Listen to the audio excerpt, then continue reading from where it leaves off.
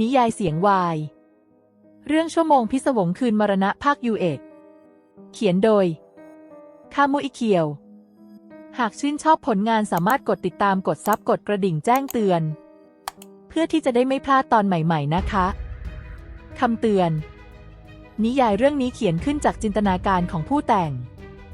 อาจมีเนื้อหาที่ไม่เหมาะสมหรือความรุนแรงและพฤติกรรมที่ไม่ควรลอกเลียนแบบและมีเนื้อหาที่มีผลกระทบต่อจิตใจที่อาจกระตุ้นหรือทริกเกอร์ผู้ฟังถึงประสบการณ์เลวร้ายในอดีตได้เรื่องผีที่นำมาเขียนเกิดจากการแต่งเติมเพื่อความบันเทิงเท่านั้นไม่เกี่ยวข้องกับบุคคลจริงหรือสถานที่ใดโปรดใช้วิจารณญาณในการฟังหากฟังแล้วรู้สึกไม่ใช่แนวแนะนำให้กดออกรับชมเรื่องใหม่ที่เหมาะสมค่ะตอนที่ 4 บุรุษปริศนางานศพของคิตามิยะซาเอะเริ่มต้นขึ้นในคืนนั้นเพื่อนทุกคนหลังเลิกเรียนจึงต่างพากันเตรียมตัวกันไปงานศพของเด็กสาว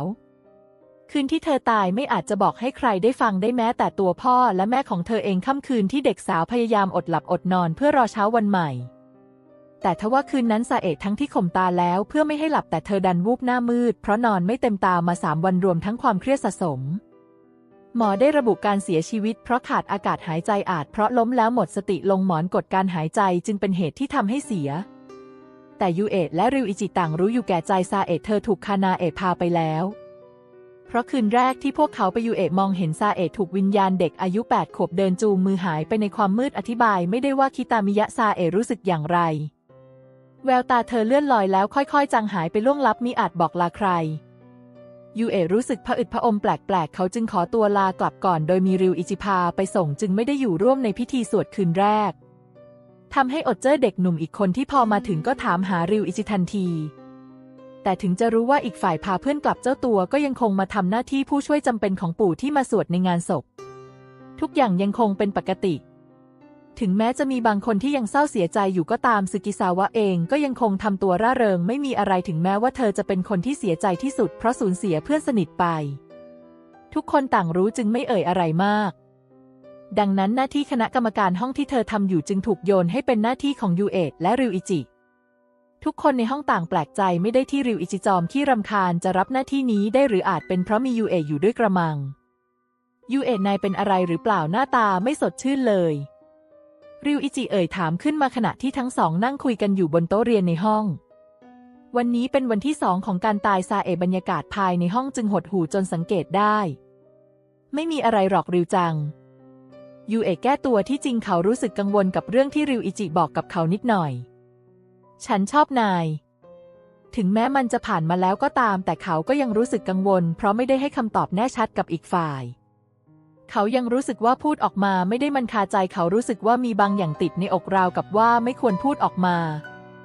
ตั้งแต่ที่เขาเห็นดวงตาสีแดงคู่นั้นเขาก็สัมผัสได้ถึงพลังประหลาดที่ยูเอะไม่สามารถรู้ได้นี่ริวจัง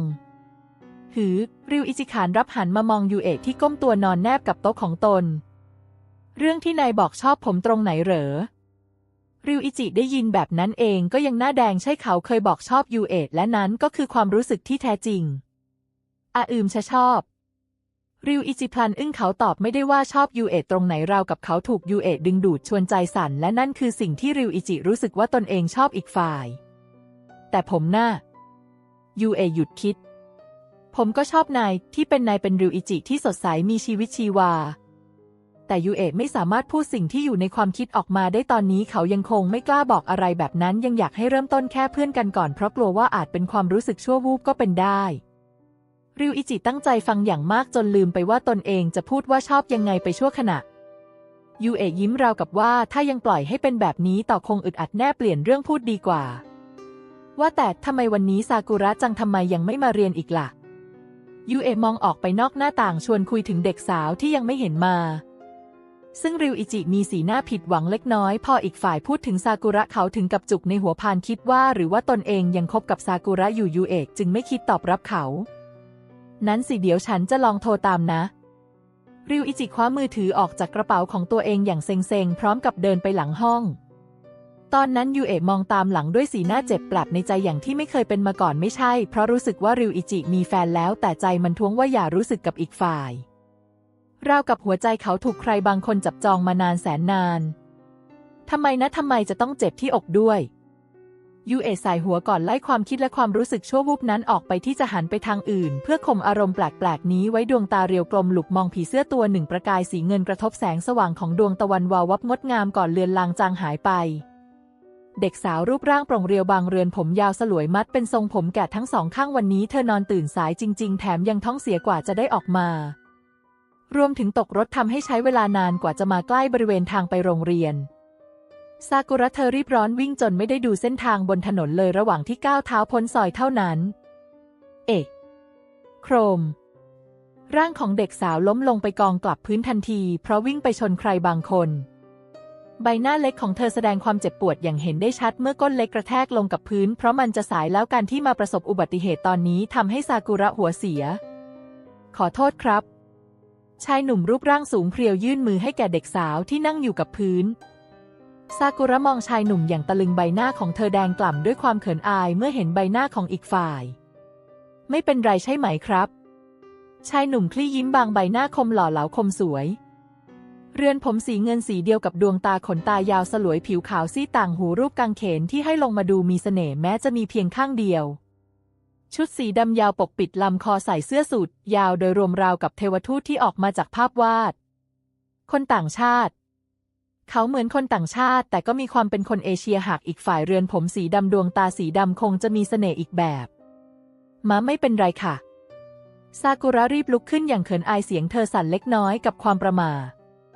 ชายที่อยู่เบื้องหน้าทำให้จิตใจของเธอสับสนรอยยิ้มที่ถูกส่งมาให้ช่างมีเสน่ห์ดึงดูดให้อยากเข้าใกล้ซากุระไม่เคยรู้สึกแบบนี้มาก่อนขนาดความรู้สึกคลั่งไคล้ดารานักร้องก็สั่นคลอนเธอไม่ได้ขนาดนี้ตกหลุมรักกระทันหัน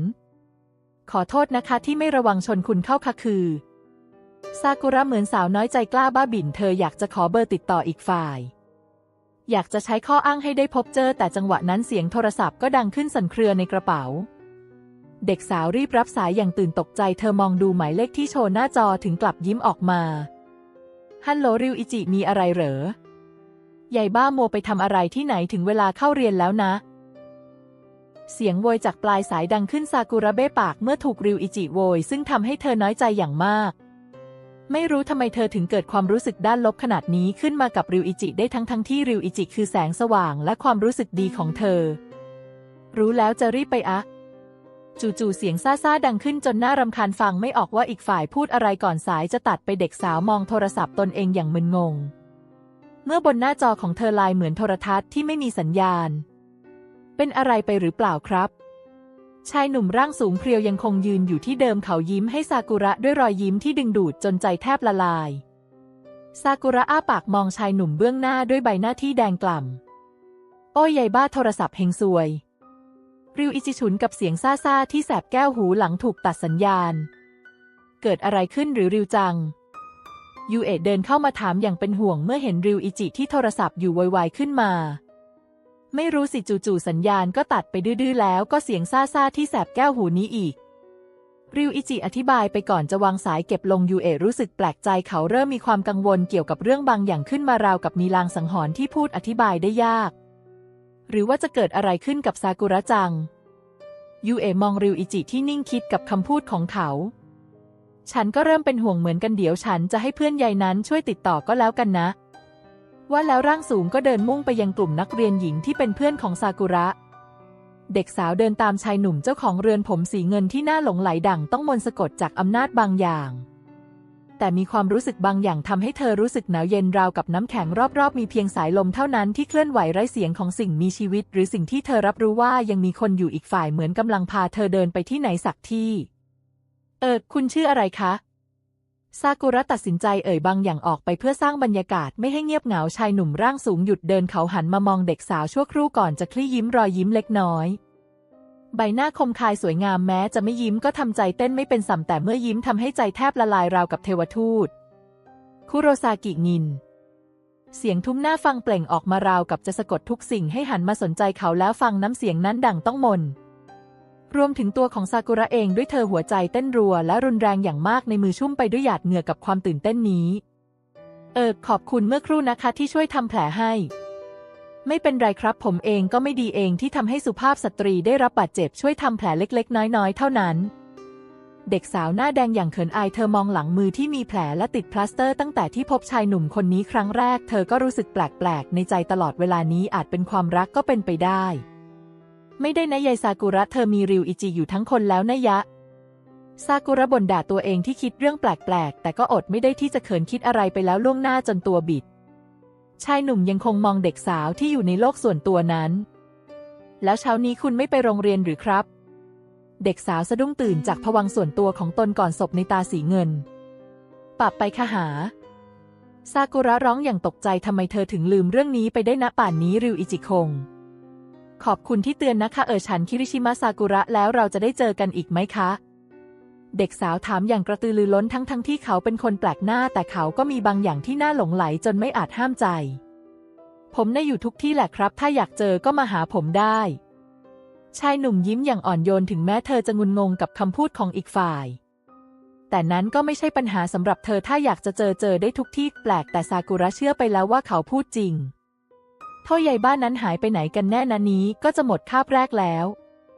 ริวอิจิยังคงบ่นอย่างอารมณ์เสียเพราะเขาเองก็เป็นห่วงเด็กสาวก่อนนั้นลองให้เพื่อนในกลุ่มซากุระลองโทรตามก็ไม่ติด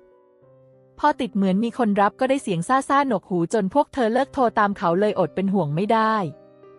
จู่ๆเสียงโหยหวานของเด็กสาวดังขึ้นจากข้างหลังของเขามาแล้วจ้าซากุระเดินเข้ามากอดอกเอวจากด้านหลังของริวอิจิอย่างสบายอารมณ์ดีมาเลยเชียวนะไม่รู้หรือไงว่าคนเขาเป็นห่วงริวอิจิรีบแกะมือเล็กของเด็กสาวออกอย่างเซ็งๆแต่ใจหนึ่งก็เป็นห่วงเด็กสาวเช่นกันขอโทษจ้าพอดีเกิดอุบัติเหตุนิดหน่อยเธอยิ้มแฮ่ๆยกหลังมือให้ดูว่าตรงนั้นมีแผลแล้วรักษาเรียบร้อยดวงตาของยูเอะพลันเหมือนมองเห็นอะไรบางอย่างเบาๆอยู่บนพลาสเตอร์ติดแผลนั้นแล้วเป็นอะไรมากหรือเปล่าซากุระจังยูเอะรู้สึกเป็นห่วงเด็กสาวเมื่อได้ยินว่าเกิดอุบัติเหตุเขาเข้าใกล้แล้วมองแผลที่หลังมือหรือจะเรียกว่ามองแผ่นพลาสเตอร์ติดแผลมากกว่าไม่เป็นไรหรอกจะยูเอะแค่นี้สบายมากซากุระชูกำปั้นขึ้นอย่างมั่นใจก่อนจะเดินไปนั่งที่ของตนพร้อมกับหันไปทักทายเพื่อนในกลุ่มอย่างร่าเริงหลังจากที่ซากุระเดินไปแล้วจึงเอ่ยริวจังหืออะไรเหรอผมรู้สึกถึงบางสิ่งบางอย่างจากพลาสเตอร์หลังมือซากุระจังในตาสีดำคลับจับจ้องอีกฝ่ายนิ่งแต่ว่าตาของนายไม่เปลี่ยนสีเลยริวอิจิเอ่ยขึ้นมานั้นสิแปลกมากสิ่งนั้นคงไม่ใช่ธรรมดายูเอะรู้สึกกังวลถึงกลิ่นอายแปลกๆที่มาจากตัวของซากุระทั้งที่เป็นแบบนั้นแต่ทำไมตาของริวอิจิก็ไม่ปรากฏและของเขาเองเช่นกันหรือไม่นายก็คิดเอาเองก็ได้ยูเอะริวอิจิยิ้มเขาไม่ค่อยชอบบรรยากาศแบบนี้เท่าไหร่เหมือนกำลังมีลางร้ายเข้ามาในชีวิตใบหน้าน่ารักหันมามองริวอิจิก่อนถอนหายใจอย่างแผ่วเบาขอให้เป็นอย่างที่พูดแล้วกันนะร่างสูงยิ้มแย้มเมื่อได้ยินที่ยูเอะเอ่ยดูเหมือนว่าชีวิตที่แสนจะปกติของริวอิจิกำลังจะเปลี่ยนไปเช่นกันสายลมพัดผ่านเอื่อยๆไปทั่วบริเวณกลางสนามที่มีเหล่านักเรียนชายทั้งหลายต่างเล่นแข่งขันฟุตบอลกันอย่างสนุกสนานยูเอะนั่งอยู่ใต้ต้นไม้ใหญ่ที่อยู่ห่างจากสนามเรือนผมสีดำนินพลิ้วไหวไปตามแรงลมในตาสีดำทอดสายตาเหม่อลอยไปบนท้องฟ้าริมฝีปากได้รูปขบเข้าหากันเล็กน้อยทำไมกันนะวันนี้ทำไมจิตใจไม่สงบสักทียูเอะพึมพำในตอนนี้เขาได้เกิดความรู้สึกที่แปลกประหลาดจิตใจไม่อยู่กับเนื้อกับตัวหลังจากที่ซากุระปรากฏตัวขึ้นมาลางสังหรณ์บางอย่างเป็นตัวนำพาความรู้สึกที่ยากจะอธิบายกลิ่นอายที่ติดพลาสเตอร์จากเด็กสาวมานั้นเด็กหนุ่มรู้สึกยากจะอธิบายว่าในใจเขารู้สึกยังไงยูเอะสายหัวเล็กน้อยเขาไม่อยากจะคิดอะไรมากไปกว่านี้อีกแล้วส่วนเรื่องความสัมพันธ์ที่มีต่อริวอิจิกับซากุระตอนนี้ก็ยังไม่สามารถตัดสินใจได้เขาขออยู่แบบนี้ไปสักพักก่อนเสียดีกว่าก่อนที่จะคิดอะไรเลยเถิดไปมากกว่านี้คิดได้แบบนั้นจึงมองเพื่อนในห้องเล่นฟุตบอลต่อเดิมเวลานี้คือคาบพระแต่ไม่มีเรียนพวกเขาจึงหาเรื่องเตะบอลกันริวอิจิเองก็ร่วมอยู่ด้วยยูจังยูเองเงยหน้ามองเด็กหนุ่มเรือนผมสีน้ำตาลเขาคลี่ยิ้มให้อีกฝ่ายที่กำลังเดินเข้ามาหาริวจังเตะเสร็จแล้วเหรอขอโทษนะที่ต้องให้รอยูเอะสายหัวราวกับว่าไม่เป็นไรริวอิจิจึงเดินเข้ามานั่งข้างๆเหมือนเป็นเรื่องปกติยูเอะหือเย็นนี้กลับคนเดียวได้ไหมยูเอะไม่ได้ตอบราวกับรอฟังอีกฝ่ายพูดต่อริวอิจิเห็นแบบนั้นจึงยิ้ม คือยายซากุระมีเรื่องสำคัญจะบอกกับฉันในเย็นนี้ฉันเลยต้องกลับพร้อมยายนั่นเขาเข้าใจจึงพยักหน้ารับเห็นด้วยที่อีกฝ่ายจะต้องไปส่งเพราะวันนี้รู้สึกไม่ดีเลยอีกฝ่ายไปเจออะไรแปลกๆมาเย็นนี้ขากลับอาจจะเจออีกหากมีริวอิจิอยู่อาจจะช่วยป้องกันนั้นสินะอย่างน้อยถ้ามีริวจังไปส่งจะปลอดภัยในหลายๆด้านทั้งคนทั้งวิญญาณแต่ริวอิจิกับแสดงสีหน้าผิดหวังแปลกๆเด็กหนุ่มจึงกล่าวน้ำเสียงน้อยใจเล็กๆแต่ฉันอยากกลับบ้านกับนายมากกว่ายูเอะเบิกตากว้างเมื่อได้ยินที่อีกฝ่ายเอ่ยออกมาจู่ๆใบหน้าของเขาก็แดงขึ้นด้วยอาการเขินอายก่อนยิ้มกลบอาการเมื่อครู่กลับกับผมตอนไหนก็ได้ยูเอะบอกตามตรงแต่ในใจคิด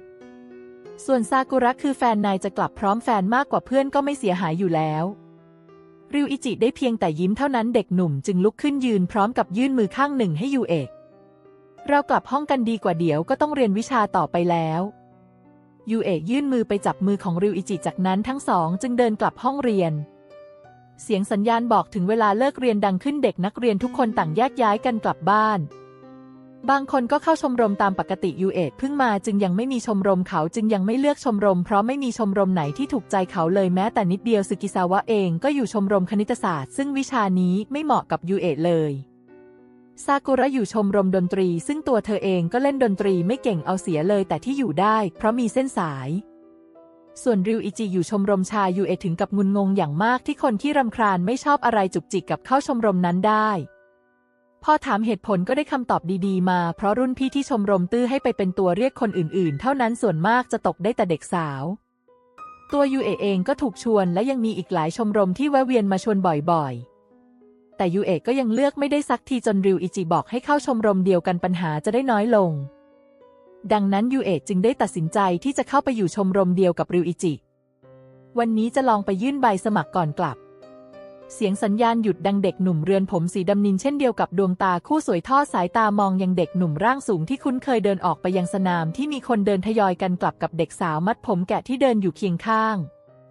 เขายืนมองคนทั้งคู่อยู่ริมหน้าต่างเขาถอนหายใจเบาๆก่อนจะหันมาเก็บกระเป๋าเพื่อเตรียมตัวกลับบ้านเย็นนี้โคบายาชิคุงจะไปร่วมงานศพซาเอะอีกหรือเปล่าซึกิซาวะกล่าวหลังจากเก็บกระเป๋าเสร็จอย่างน้อยเพื่อนร่วมชั้นบางคนยังไปร่วมในพิธีสำหรับยูเอะที่ไม่คุ้นทางเขาคิดว่าวันนี้คงไม่ไปจะดีกว่าวันนี้คงไม่สะดวกขอไปวันสุดท้ายไปร่วมพิธีส่งดวงวิญญาณคุณคิตามิยะเข้าใจแล้วจะงั้นวันพรุ่งนี้เจอกันนะซึกิซาวะนานาโกโบกมือให้ยูเอะแล้วเดินออกจากห้องเอาละชมรมชงชาก็ไม่เสียหายอะไรเมื่อนึกได้ดังนั้นเด็กหนุ่มจึงรีบมุ่งไปยังชมรมซึ่งอยู่อีกอาคารก่อนที่จะเดินกลับบ้านคนเดียวเด็กหนุ่มร่างสูงเรือนผมสีน้ำตาลแดงเช่นเดียวกับในตาเขาจ้องมองท้องฟ้าอย่างเหม่อลอยระหว่างทางที่เดินเด็กสาวที่เดินอยู่ข้างๆสะกิดเขาเบาๆทำให้ริวอิจิกลับมามีสติอีกครั้งมีอะไรเหรอซากุระจะพูดแบบไหนก่อนดีล่ะเด็กหนุ่มมองหน้าแฟนสาวอย่างงงๆก่อนที่ทั้งคู่จะหยุดเดินแล้วเรื่องที่เธอจะพูดมันสำคัญหรือเปล่าเพราะซากุระบอกเขาว่าวันนี้มีเรื่องสำคัญจะคุยด้วยเลยตัดสินใจพาซากุระมาส่งบ้านอีกอย่างยูเอะก็รู้สึกไม่ดีเหมือนซากุระจะไปเจออะไรที่ไม่ดีเข้าเมื่อตอนเช้าแต่วันนี้ทั้งวันซากุระแปลกมากไม่ตามติดเขามัวแต่คุยอะไรคิกคักกับพวกเพื่อนๆของเธออย่างเดียวทั้งที่ปกติอีกฝ่ายชอบเกาะติดเขามากเรื่องนั้นมันก็สำคัญสำหรับฉันและริวอิจินะงั้นเหรอดูทำตัวน่าสงสัยชะมัดซากุระมองหน้าเด็กหนุ่มตอบสายตาของเธอไม่มีแววสับสนเลยแม้แต่น้อยทำให้ริวอิจิเลิกคิ้วเขาเห็นซากุระดูจริงจังมากจึงหยุดล้อเธอเล่นแต่ไม่รู้ทำไมในใจของเขาถึงรู้สึกไม่ดีเด็กสาวสูดหายใจลึกๆก่อนที่เธอจะเอ่ยเรื่องสำคัญออกไปฟังนะริวอิจิเราเลิกกันเถอะริวอิจิมีสีหน้าตกใจจนร้องเสียงหลงเขามองเด็กสาวด้วยสีหน้างุนงงจู่ๆก็บอกเลิกถึงการคบของพวกเขาจะไม่นานก็เถอะแต่จู่ๆมาบอกเลิกกระทันหันแถมไม่มีที่มาที่ไปทำให้ริวอิจิถึงกับเสียหน้าแปลกๆใบหน้านั้นแสดงออกชัดจนซากุระยิ้มขำไม่ต้องมาหาหรอกย่าที่แล้วมาขอบคุณมากนะต่อจากนี้ไปเราคงเป็นเพื่อนที่ดีต่อกันได้ซากุระยิ้มอย่างสบายใจที่จริงเรื่องแบบนี้เธอไม่เคยคิดจะพูดกับริวอิจิจนกระทั่งได้มาพบกับชายคนนั้นซากุระนี้เธอเอาจริงงั้นเหรอแล้วนี้หมายความว่าเธอมีคนที่ชอบมากกว่าฉันแล้วงั้นเหรอความงุนงงสงสัยยังอยู่บนใบหน้าของเขาอยู่เลยอะไรมันจะไวป่านนี้ ใช่แล้วที่จริงฉันก็ชอบริวอิจิมากนะแต่หมู่นี้ฉันรู้สึกว่าริวอิจิกำลังมีความรักให้กับใครบางคนที่ไม่ใช่ฉันแล้วฉันคิดว่าทำแบบนี้น่าจะสบายใจกว่าความรู้สึกของฉันที่มีให้ยูเอะมันชัดขนาดที่ทำให้เธอดูออกเลยเหรอยายซากุระริวอิจิได้แต่คิดในใจดูมีอาการเลิกลักผิดปกติราวกับว่ามันคือความจริงที่กำลังเกิดขึ้นกับเด็กหนุ่มซากุระมองอีกฝ่ายที่จริงแล้วเธอไม่ได้แคร์เรื่องแบบนี้เลยถึงแม้ว่าริวอิจิจะชอบใครที่ไม่ใช่เธอเลยก็ตามเธอก็ไม่ได้ยึดเหนี่ยวอะไรเพราะเธอเป็นเด็กสาวที่เชื่อในความรู้สึกของตัวเองถ้าเธอคิดว่าดีแล้วฉันก็ไม่ว่าอะไรนะขอบคุณเหมือนกันเขาออกอาการเก้อเขินพอต้องมาพูดอะไรแบบนี้จนทำตัวไม่ถูกปกติเลิกกับแฟนคนก่อนก็จะมีแบบว่าเธอไม่สนใจฉันเลยหรือเธอดีเกินไปไม่ต้องพูดแล้วถือซะว่าวันนี้เรามาฉลองที่เลิกกันฉันเลี้ยงเองซากุระจูงมืออดีตแฟนหนุ่มล่าสุดไม่กี่วินาทีนี้ไปเลี้ยงสำหรับริวอิจิคำตอบที่ตนค้นพบและรู้ในที่สุดก็ได้กระจ่างแล้วคนที่เขาเลือกมีเพียงคนเดียวมีเพียงยูเอะคนเดียวแต่พอคิดว่าจะเล่าเรื่องเลิกกับซากุระให้ยูเอะกับหมอนั่นฟังยังไงดีนะก็รู้สึกใจเต้นตึกตักอย่างที่ไม่เคยเป็นมาก่อนทำไมต้องมีหมอนั่นเวลาล่วงเลยผ่านไปยูเอะถอนหายใจอย่างเหนื่อยล้าอาจเป็นเพราะว่าการที่เขาเข้าชมรมก็เป็นไปได้ที่นั่นรุ่นพี่ทุกคนต่างใจดีและดีอกดีใจที่เห็นเขามาสมัครเข้าชมรมเลยตั้งใจชงชาเลี้ยงแถมมีปาร์ตี้เล็กๆพวกรุ่นพี่ให้เขาทำตัวตามสบายเหมือนริวอิจิแต่เวลามีกิจกรรมต่างๆจะต้องเข้าร่วมอาจเป็นเพราะเสียเวลาในที่นั่นเลยทำให้เขากลับบ้านช้าลงอีกยูเอะเดินตามถนนเส้นเดิมตามปกติผ่านทางริมแม่น้ำไปยังถนนอีกสายเพื่อมุ่งตรงไปสู่ซอยที่เป็นทางเข้าบ้านแม้ว่าพระอาทิตย์จะยังไม่ตกดินแต่ความเงียบสงบก็เกิดขึ้นจนน่าหวาดหวั่นอาจจะเป็นเพราะความเงียบนี้แหละที่ทำให้ยูเอะรู้สึกใจคอไม่ดีจู่ๆในหัวก็รู้สึกหนักอึ้งร่างกายช้าไปหมดเหมือนดังถูกมนต์สะกดความรู้สึกอันเยือกเย็นแล่นผ่านเข้ามาตามกระดูกสันหลังผีเสื้อสีเงินแพรวาวระยิบบินผ่านสายตาของเขาไปอย่างอ้อยอิงราวกับอยากให้เด็กหนุ่มมองเห็นได้ถนัดและชัดเจนทั้งสองตาเขากลืนน้ำลายลงคอเกิดอะไรขึ้นกันแน่ยูเอะเหมือนจะวูบก่อนร่างกายจะทรุดลงกับพื้นอย่างไร้เรี่ยวแรงสัญญาณแบบนี้บ่งบอกถึงอันตรายบางอย่างไม่เป็นอะไรใช่ไหมเสียงทุ้มกังวานดังขึ้นจากด้านหลังของเด็กหนุ่มยูเอะรีบหันไปมองเจ้าของเสียงอย่างช้าๆพร้อมกับคำถามที่เกิดขึ้นในจิตใจทำไมถึงมีคนโผล่ออกมาตอนนี้ได้นะทั้งที่ตอนนี้เราน่าจะขยับได้หรือว่าชายคนนี้ยูเอะเบิกตากว้างเมื่อคิดเรื่องแปลกๆชายหนุ่มร่างสูงโปร่งคลี่ยิ้มออกมาเล็กน้อยในตาสีเงินมองร่างบางอย่างพึงพอใจภาพนั้นช่างงดงามและน่าหลงไหลใจของยูเอะเต้นรัวเขาเหมือนเคยเห็นคนผู้นี้ชายหนุ่มร่างสูงเรือนผมสีเงินยาวเลยไหลกว้างเช่นเดียวกับในตาที่เปล่งประกายสีเงินใบหน้าคมได้รูปริมฝีปากเหยียดเล็กน้อยอาภรณ์ที่สวมใส่ล้วนเป็นสีดำเกือบทั้งหมดเขากำลังจ้องมองแววตาช่างเย็นชาแต่ในความเย็นชากลับซ่อนความเจ็บปวดที่ทำให้ยูเอะสัมผัสได้ยูเอะรู้สึกไม่แน่ใจเลยว่าคนที่ยืนอยู่นั้นเป็นคนหรือวิญญาณกันแน่ชายหนุ่มเข้าพยุงยูเอะขึ้นอย่างช้าๆทั้งที่ตัวของยูเอะก็ไม่สามารถขยับได้เลยแม้แต่น้อยยืนไหวหรือเปล่าชายหนุ่มยังคงเอ่ยถามยูเอะพยายามจะขยับริมฝีปากแต่มันก็ไม่สามารถเปล่งเสียงออกมาได้เลยเขาจึงสายหน้าบอกอีกฝ่ายแม้จะสายหน้ามันก็ต้องพยายามมากเช่นกันความรู้สึกถึงอันตรายนี้มันคืออะไรกันนะให้ผมไปส่งไหมในตาสีเงินที่เย็นชาช่วงแรกจับจ้องมองร่างของยูเอะอย่างอ่อนลงและเอ็นดูซึ่งมันทำให้ยูเอะเกิดความรู้สึกหวาดกลัวอยู่ลึกๆเขาอยากจะหนีออกห่างจากชายคนนี้แต่ก็ทำไม่ได้ร่างกายไม่ทำตามความคิดของเขาเลยชายหนุ่มคลี่ยิ้มบางๆก่อนจะอบร่างของยูเอะเข้ามากอดในอ้อมแขนอันเย็นเฉียบยูเอะตกใจกับการกระทำของอีกฝ่ายแต่ก็ไม่สามารถขัดขืนได้ความเย็นบนร่างกายนั้นราวกับคนที่ไม่มีชีวิตอยู่แล้วแม้แต่เสียงหัวใจของอีกฝ่ายก็ไม่รู้สึกว่ามันกำลังเต้นอยู่เลยแต่ยูเอะรู้สึกว่ากลิ่นอายนี้แหละที่ติดอยู่บนพลาสเตอร์ทำแผลของซากุระจังน่าจะเจอคนนี้มาก่อนแน่ๆระหว่างที่ยูเอะกำลังคิดและสับสนใบหน้าคมสันงดงามของอีกฝ่ายแนบลงมายังใบหูน่ารักจริงๆยูเอะริมฝีปากอันเย็นเฉียบของอีกฝ่ายถัดขึ้นแนบลงบนหน้าผากของยูเอะอย่างอ่อนโยนจู่ๆร่างกายของยูเอะก็สั่นสะท้านความรู้สึกประหลาดแล่นผ่านเข้ามาในสมองเขาทั้งกลัวและสับสนกับความรู้สึกนี้จริงๆใจของยูเอะเต้นเหมือนกำลังติดลองและมันก็ไม่สามารถแยกได้ว่าเต้นเพราะเขากลัวหรือเต้นเพราะเขาตื่นเต้นที่มีผู้ชายมาทำอะไรแบบนี้ชายหนุ่มค่อยๆเลื่อนริมฝีปากลงต่ำมายังจมูกได้รูปเล็กๆก่อนไหลลงมายังริมฝีปากชั่วขณะนั้นยูเอะรู้สึกขัดขืนในใจไม่ได้อย่านะได้โปรดฉันไม่ต้องการปล่อยฉัน ยูเอะได้แต่ร้องในใจอย่างเหลืออดเขารู้สึกได้ว่าชายที่ปรากฏต่อหน้าของเขาไม่ใช่คนธรรมดาอย่างแน่นอนอย่ากลัวผมเลยยูเอะคุณน่ะเป็นของผมอยู่แล้วนะอีกฝ่ายกระซิบเหนือริมฝีปากของอีกฝ่ายก่อนประกบริมฝีปากลงบนริมฝีปากแดงๆของยูเอะอย่างนุ่มนวลยูเอะที่ไม่สามารถขัดขืนได้จึงได้แต่อึ้งรสจูบที่แตกต่างจากริวอิจิแต่มันดูดดื่มเกินไปที่เขาจะรับได้ไม่เคยสัมผัสมาก่อนในใจเบาหวิวเหลือเกินราวกับว่าเขาเคยจูบแบบนี้กับใครสักคนมาก่อนชายหนุ่มยังคงกอดยูเอะให้แนบกับตัวของเขาอย่างรักใคร่และทนุถนอมราวกับเจอสมบัติล้ำค่าแล้วผมอดใจไม่ไหวจริงๆแต่ยังไม่ถึงเวลาหรอกยูเอะคำพูดสองแง่สองง่ามจากชายหนุ่มทำเอายูเอะใจสั่นไปหมดชายหนุ่มพลาออกจากริมฝีปากยูเอะเสียงทุ้มที่แว่วดังขึ้นมาในประสาทของยูเอะที่เลือนรางด้วยรสจูบลึกล้ำนั้นความเย็นยะเยือกกลับเริ่มอบอุ่นเสียงหัวใจของอีกฝ่ายเริ่มได้ยินเข้ามาในโสตประสาทลมหายใจเย็นเริ่มอุ่นร้อนจนผิวกายยูเอะรับรู้ราวกับอีกคนกำลังดึงพลังชีวิตของเขาชายหนุ่มยังไม่ได้คลายอ้อมแขนยังคงประคองกอดยูเอะเอาไว้คุณเป็นใคร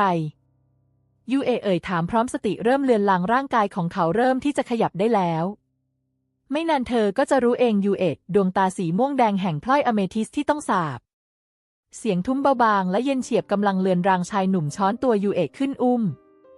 ยูเอะรู้สึกหนักทั้งร่างกายและจิตใจสติกำลังจะหายไปตอนนี้เขาอยากให้ริวอิจิมาช่วยเขาเหลือเกินในตาสีดำนินเบิกกว้างขึ้นอย่างงุนงงใบหน้าซีดชุ่มไปด้วยเหงื่อร่างกายสั่นไหวเล็กน้อยพอที่จะหักห้ามมันไว้ได้เด็กหนุ่มเหลียวมองไปรอบๆอย่างแปลกใจพร้อมกับความสงสัยมากมายนี่เรายืนอยู่ที่เดิมหรือนี่ยูเอะเริ่มสับสนเมื่อกี้เขายังรู้สึกถูกอุ้มอยู่เลย